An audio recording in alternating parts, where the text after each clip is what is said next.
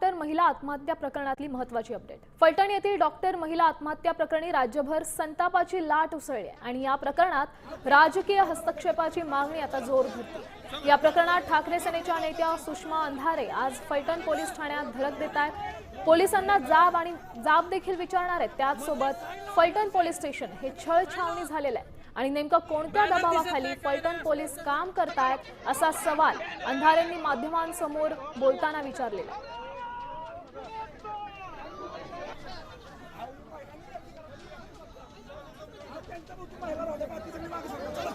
आमचा कन्सर्न एवढाच आहे की फलटण पोलीस स्टेशन छळछावणी झालेली आहे।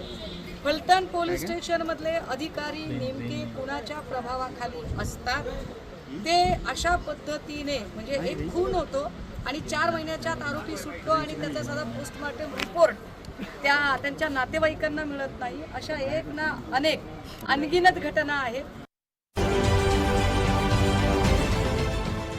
देश विदेशातील प्रत्येक घडामोडींचे लाईव्ह अपडेट मिळवण्यासाठी आता साम टीव्हीच्या सर्व सोशल मीडिया प्लॅटफॉर्मला लाईक, फॉलो आणि सबस्क्राईब करा।